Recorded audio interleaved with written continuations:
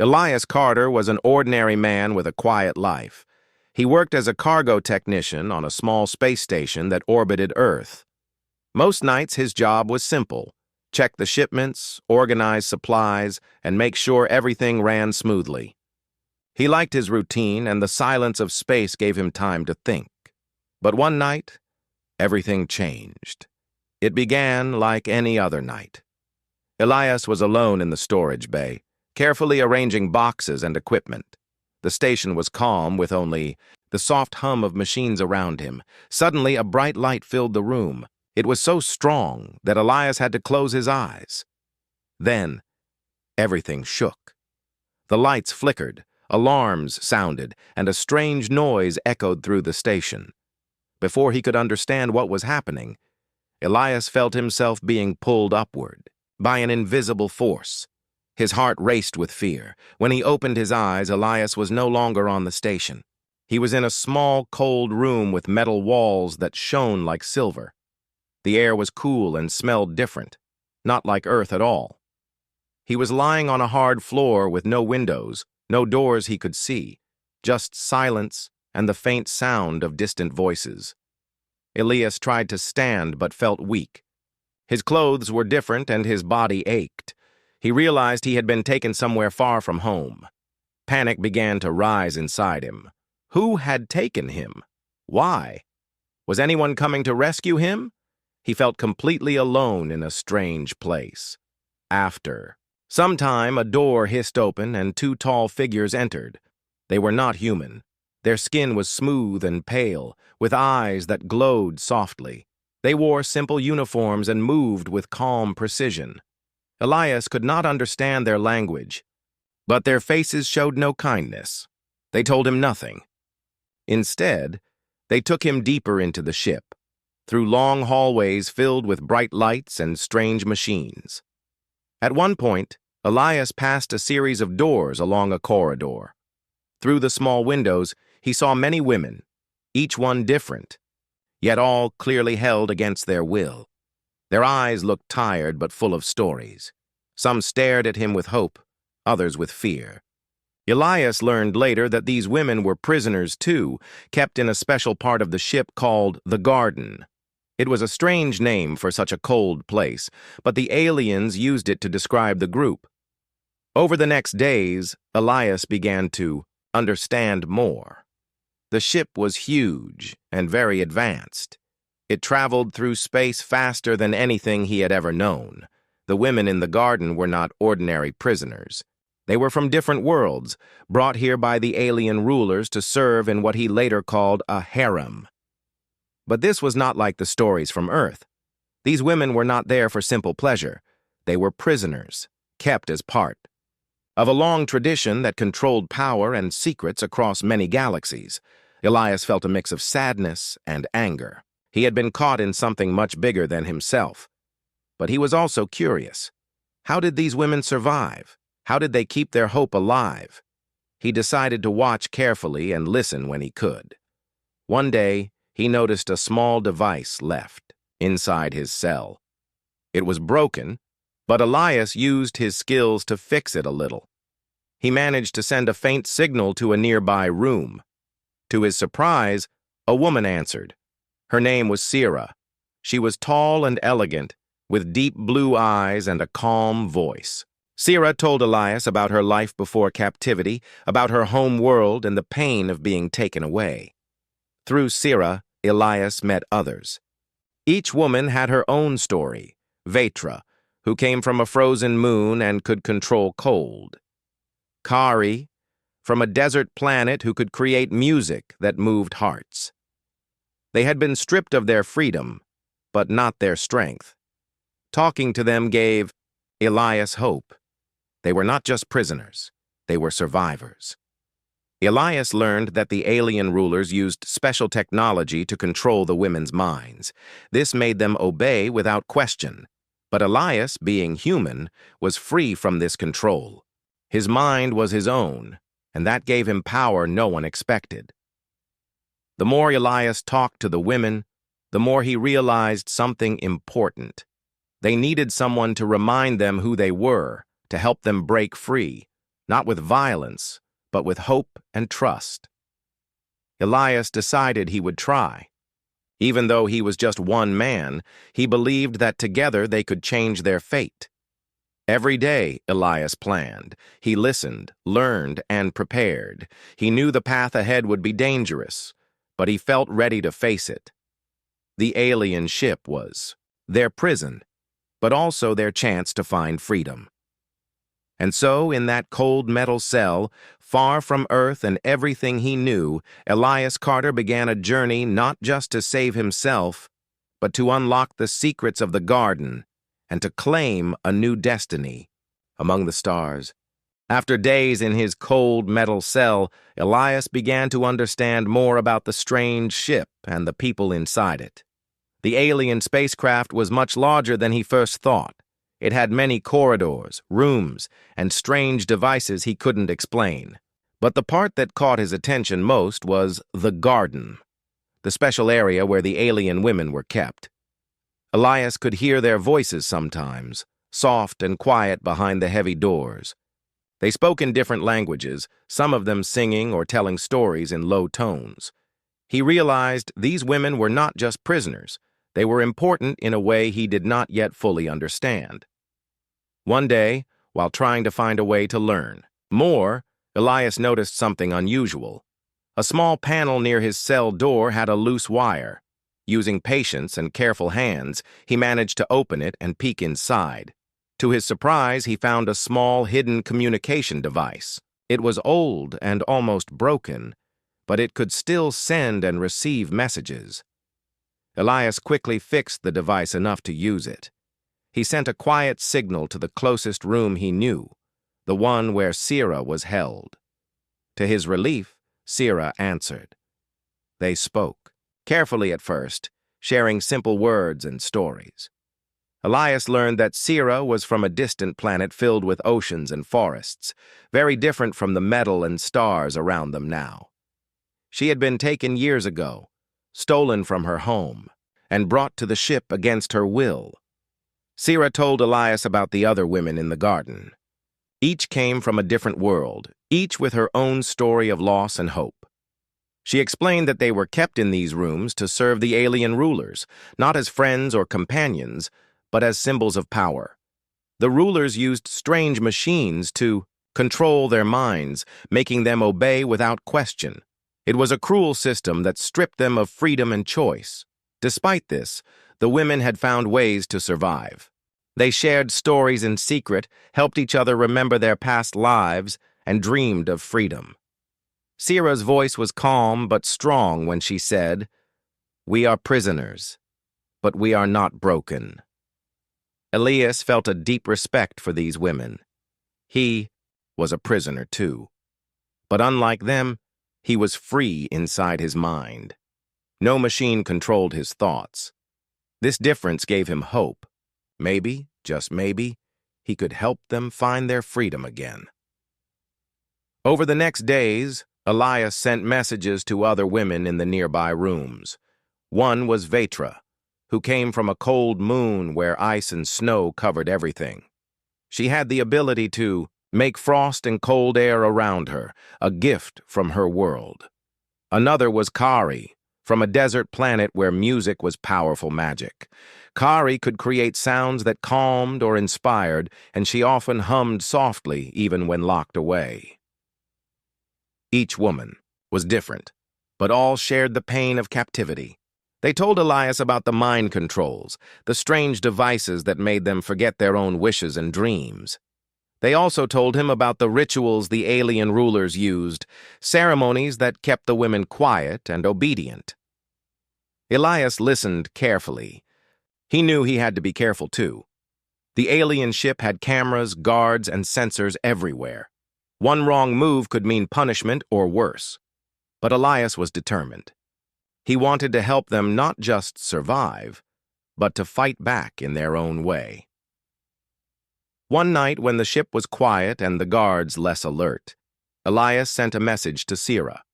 He told her about a small plan he had, a way to send signals from one room to another so the women could talk to each other without the rulers knowing. Sirah was excited and promised to try. For days, Elias and the women worked quietly. Using old tech parts found in their rooms and small messages sent through the hidden device, they created a secret network. This allowed them to share ideas, memories, and even hopes of escape. The women grew stronger in spirit, no longer isolated. As Elias learned more about them, he understood the mind controls were not just machines, but a type of programming, an invisible chain. Breaking these chains would not be easy. It needed more than just courage. It needed trust and patience. Elias spent hours talking with each woman, helping them remember who they were before captivity. He told stories from Earth about freedom, friendship, and dreams. The women listened and smiled. Slowly, the control over their minds started to weaken. One day, Sirah shared a secret with Elias. She told him about a hidden door deep in the garden, a passage rarely used by the guards. It led to a control room where the alien rulers managed the mind control systems. If Elias could reach this room and find a way to disable the machines, the women could regain full control of their minds. This was the moment Elias had been waiting for. It was dangerous, but it gave him a goal. He wasn't just a prisoner anymore. He was becoming a leader, a symbol of hope. Elias knew the path would be difficult. The ship was alive with security, and the alien rulers were clever. But with the women's help, he believed they could succeed. Together, Elias, Sirah, Vetra, Kari, and the others made a promise. They would stand united and break the chains of control. They would take back their freedom, not just for themselves, but for all those who had been captured before. That night, as Elias lay on the cold floor of his cell, he felt something new. Hope. For the first time since his capture, he believed that freedom was possible, and that belief was the most powerful weapon they had. Elias felt a new strength growing inside him. He was no longer just a scared prisoner waiting for rescue. He was a spark of hope for the women trapped in the alien ship's garden. Each day, through secret messages and quiet talks, he helped. The women remember who they truly were before they were taken. The mind control the alien rulers used was strong, but not perfect. It worked by keeping the women's memories locked away, making them obedient and calm. But Elias's kindness and words of hope started breaking those invisible chains. Slowly, some women began to question the rules they had lived under for so long. Sirah was the first to show real change. Before, she had been quiet and careful, afraid to speak too much. But with Elias's help, her voice grew stronger. She began to share memories of her home world, stories of the forests and oceans she missed. Her hope inspired others. Vetra, the woman from the icy moon, was next. The cold that was once a gift from her world now felt like a prison inside the ship. But Elias showed her ways to use her power in secret. She learned to control small bursts of cold air around her, invisible to the guards, but powerful enough to help protect herself and others. Kari, with her magical music, found new strength, too. The songs she hummed in the dark halls were no longer sad, but filled with determination. Elias helped her create quiet sounds that could travel through the ship's walls, messages of encouragement to the other women, reminding them they were not alone. Together, they began to work in secret, teaching each other how to resist the mind controls. The more they learned, the more the programming lost its power. It was like a fog lifting, revealing the strong and proud women beneath. But their growing rebellion did not go unnoticed. The ship's security systems, run by a cold and powerful artificial intelligence, started to detect changes in behavior. The alien rulers sent more guards to watch the garden closely. Surveillance became tighter, and punishments were harsher for any sign of disobedience. Elias knew they had to be careful. Open rebellion would only bring more suffering. Instead, he focused on a different plan. a quiet resistance that would grow stronger without being seen. Using the secret network they had created, Elias and the women began sharing knowledge. They learned about the ship's layout, the schedules, of the guards, and the weaknesses in the security systems. Every piece of information was valuable. One night, Sierra told Elias about the hidden control room deep inside the garden. It was a place where the alien rulers controlled the mind-binding machines. If they could reach that room and disable the machines, the women would be free. Reaching the control room would not be easy. It was guarded by the strongest soldiers and protected by advanced technology. But Elias believed that with careful planning, they could succeed. Elias began training the women to use their unique abilities in new ways. Vetra practiced creating icy barriers that could hide their movements. Ka'ari worked on sounds that could confuse guards or cover their footsteps. Syrah learned to use her calm voice to keep everyone focused and brave. Elias himself became a strategist, using his knowledge of Earth technology and human creativity to find solutions no one on the ship had thought of. The women trusted Elias more each day. They were no longer victims. They were a team, united by hope and courage. One day, Elias found a way to access the ship's old communication systems. He sent a message far into space, hoping someone on Earth or another friendly world would hear it. It was a call for help, but also a message of strength. We are alive. We will fight. The days passed slowly as they prepared for their daring move. Every small victory, remembering a past memory, escaping a punishment, sending a secret message, gave them hope. Finally, the night came.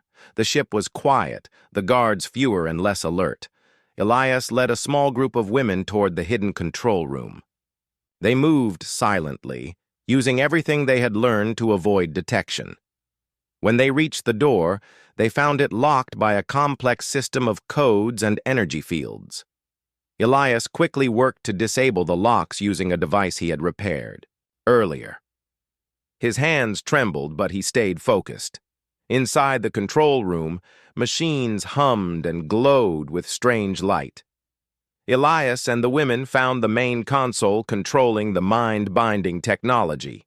With careful hands and clear minds, they started shutting down the systems one by one. As the machines powered down, the women felt a sudden rush of freedom. Memories, emotions, and thoughts that had been locked away returned like waves. They cried, laughed, and held each other, overwhelmed by the joy of being themselves again. But their victory was not complete. The ship's AI, sensing the loss of control, activated emergency defenses. Alarms blared and guards rushed to the control room. Elias and the women prepared to defend their new freedom. Vetra unleashed a blast of cold that froze the approaching guards in place. Kari's music created vibrations that disoriented their enemies. Syrah's calm voice kept everyone united and strong. Elias fought with all his strength, using every skill he had learned. He knew this moment was critical. If they could hold the control room, they could take over the ship and escape. The battle was fierce, but the women's powers and Elias's courage won. The guards were pushed back, and the ship's AI was forced to retreat. With the mind-binding machines disabled, the women were finally free. Their minds were their own once again. Elias looked around at the faces of his new friends, strong, proud, and full of hope. He knew their journey was not over, but this victory was a new beginning. Together, they had broken the chains that held them. Together, they would find a way home. After their big victory in the control room, Elias and the women knew they could not stay where they were. The ship was still dangerous, and the alien rulers would try to take back control. But now they had power on their side. The power of freedom and unity. The women were no longer prisoners. They were a team with a purpose. Elias looked around at the faces of Syrah, Vetra, Ka'ari, and the others. Their eyes shone with hope and strength. They had fought hard and won, But the hardest part was still ahead, escaping the ship and finding a safe place to live. Elias quickly made a plan. They needed to get to the ship's navigation center, the place where the course of the ship was, controlled. If they could take control there, they could steer the ship away from danger and towards freedom. The journey to the navigation center was not easy. The halls were long and winding, and the alien ship's systems were still partly active. Some doors were locked, and some alarms still worked. The group had to be careful. Vetra used her cold powers to freeze security cameras, making them blind for a moment. Kari used her sound magic to create distractions, drawing guards away from their path. Sira kept the group calm and focused with her steady voice. Elias guided everyone, using his knowledge of the ship's layout from his secret studies. Along the way, they faced challenges. At one point, a group of alien guards blocked their path. Elias and the women worked together. Vetra sent out a cold blast that froze the floor, making the guards slip. Kari's music confused the guards' senses, and Sira used her quick thinking to unlock a side door for them to escape. Their teamwork was strong, and they moved forward, never stopping. Each step brought them closer to the navigation center and their chance to take control. When they reached the center, Elias was amazed. It was a large room filled with screens showing stars, planets, and other ships. Controls and buttons blinked, with lights waiting for someone to use them. This was their chance. But taking control was not simple. The ship's AI was still awake and fighting back. It tried to block their commands and send alerts to the alien rulers. Elias knew he had to act fast. Using the knowledge he had gained, Elias began working on the ship's controls. With help from the women, he found the ways to override the AI's commands. Slowly, they began to take control of the ship's systems. The ship responded to Elias's commands. The stars outside the window shifted as the ship changed course. For the first time in a long time, the women smiled freely, knowing they were steering their own destiny. However, freedom was not easy. The alien rulers were aware of the rebellion and sent a fleet of ships to stop them. Elias and the women saw the warning signs on the screens. Ships were coming fast, ready to attack. Elias felt the weight of responsibility. They were outnumbered and outgunned, but they had something the alien rulers did not: courage, hope, and unity. The women prepared to defend their new freedom. Vetra created icy shields around the navigation center to protect them. Kaari's music filled the room, raising everyone's spirits and focus. Sira coordinated their moves, keeping calm even as danger approached. Elias used every trick he knew to outsmart the enemy ships. He guided the ship through narrow asteroid fields and hidden paths, using the ship's speed and agility to avoid attacks. The battle was tough, but Elias and the women never gave up. They fought with their hearts, knowing they were fighting for a new life. After hours of struggle, the enemy ships turned back. The alien rulers could not defeat the strong will of the prisoners who had become free. With the danger gone, Elias and the women looked out at the stars ahead. They were no longer captives, but travelers, explorers with a new home to find. Together, they decided to make the ship a sanctuary, a safe place for anyone lost or captured in the galaxy. They would help others find freedom and hope, just as they had. Elias felt proud and humbled. He was once just a prisoner, but now he was a leader among friends from many worlds. Their stories were different, but their dreams were the same: to be free, to belong, and to live with hope. As the ship sailed through space, Elias knew their journey was just beginning. They would face new challenges, but they would face them. Together, and in the vast darkness of space, a new light was born, a light of courage, friendship, and freedom. With the enemy fleet gone and the ship under their control, Elias and the women felt a deep sense of relief and hope. They had fought hard, and now they were free. But freedom was more than just escaping danger. It was about building a new life, a new family, and a new future together. The ship, once a prison, became their home. They cleaned and repaired its rooms, made comfortable spaces where they could rest, talk, and dream. Elias found joy in helping organize their new life. He shared stories from Earth, and the women shared stories from their worlds. Each story was a thread weaving them closer together. Though their bodies were different, and their cultures were many, they learned to understand each other. They laughed at their mistakes, helped each other in hard times, and celebrated small victories like fresh food or a repaired system. This was not just survival, it was a new beginning. Elias noticed how the women's powers, once controlled and limited, now grew stronger. Sira's calm strength was like the steady tide of an ocean. Vetra's cold control was sharper and clearer, like ice formed in the purest winter.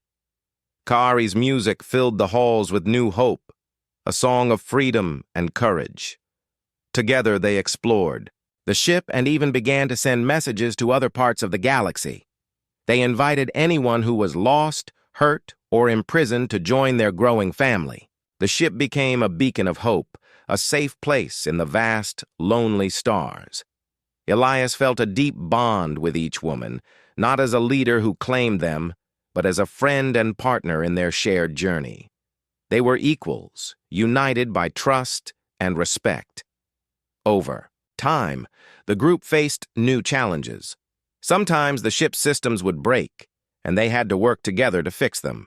Other times, strange visitors appeared, people curious about the ship or those in need of help. Each time, Elias and the women welcomed them with kindness and courage. Their story began to spread across the galaxy. Tales of the human prisoner, who had turned a ship of chains into a home of freedom, inspired others. Elias became known not just as a survivor, but as a symbol of hope. As months passed, Elias thought about Earth, his home. He wondered if he would ever see it again. But he also knew that his new family and this new life were important. They had found something precious: freedom, friendship, and a place to belong. One quiet evening, Elias stood looking out at the stars. Around him, the women were talking softly, sharing dreams and plans for the future. Elias smiled, feeling a warmth inside he had never known before. He realized that sometimes, when life takes you far from where you expect, you find something even better.